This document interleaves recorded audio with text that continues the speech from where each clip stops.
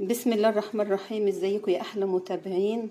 تعالوا هنعمل النهارده السبانخ بطريقه مختلفه، وجربيها بالطريقه دي وان شاء الله الطريقه تعجبكم باذن الله.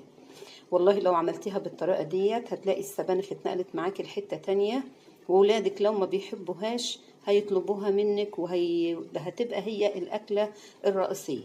جربي كده انك انت تضيفي الجزر مع العدس وانتي بتطبخي السبانخ. بسم الله ما شاء الله، والله بتنقلها فعلا في حتة تانية خالص، وبتحسن من طعمها، وفي نفس الوقت الجزر قيمة غذائية. احنا معانا هنا سبانخ انا كنت مجمداها في الفريزر، ومعاها الشبت والكزبرة الخضراء، ومعانا ربع كوباية عدس، ومعايا جزرايه مبشوره، ومعانا توم وبصل مقطعين، والطماطم بتاعتنا ضربينها في الخلاط. طبعا انت على قد هتحاولي ان انت تظبطي المقادير بتاعتك. بنجيب الحله بتاعتنا يا حبايبي وبنحطها على البوتاجاز، ومعانا معلقه سمنه،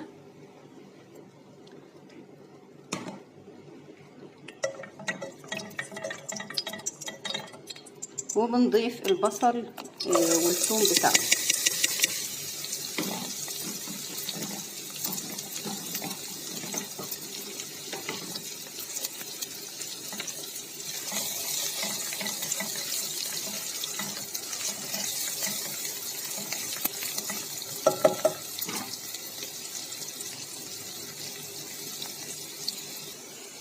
لما البصل والثوم بتوعنا بيتبلوا شويه كده ما بنسيبهمش لما يتحمروا قوي علشان يكملوا تحمير ويا الجزره، فبنضيف عليهم الجزر عشان نشوحه برضه ياخد تشويحه حلوه كده على نار هاديه، عشان لما نيجي نسويه ما يبقاش لسه جامد زي ما هو ويدوب معانا في التسويه. هنشوحه كده حوالي 10 دقايق. بعد ما سيبناه 10 دقايق على البوتاجاز هنبتدي احنا نضيف العدس اللي احنا غسلينه ومنقيينه، ونشوحه هو كمان حوالي 10 دقايق على النار برضو على نار هاديه كده، علشان العدس بتاعنا يقشر وفي نفس الوقت يبقى دايب معانا في السبانخ اللي احنا بنطبخها.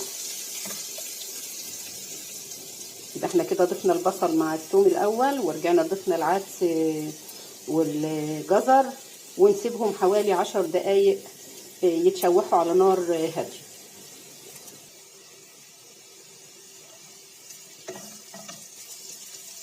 الخضار بتاعنا هو اتشوح مع بعضه، وسيبنا العدس والجزر حوالي برضو 10 دقايق على البوتاجاز على نار هاديه.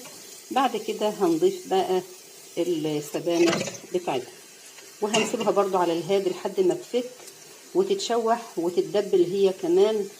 طبعا انا قلت السبانخ كانت يا حبايب غسلاها ومجهزاها ومجمداها، كانت في الفريزر معاها الشبت والكزبره الخضراء. هنسيبهم بقى يتشوحوا ويتبلوا كده وبعدين نبقى نضيف الطماطم علشان يستووا مع بعضهم اخر حاجه. السبانخ بتاعتنا هي اتدبلت بسم الله ما شاء الله ودابت ويا الخضار بتاعنا. هنضيف بقى الطماطم وهنسيبها تكمل التسويه بتاعتها. والله شويه سبانخ بسم الله ما شاء الله، وجربيها وادعيلي. هنضيف التوابل بتاعتنا وهنسيبها بقى تستوي مع بعضها. معانا ملح وكمون وشطه.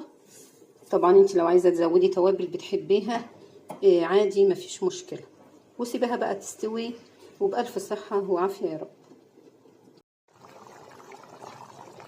شايفين السبانخ كل الخضار داب مع بعض، وحتى الجزر والعدس ما شاء الله. حبة سبانخ والله بسم الله ما شاء الله.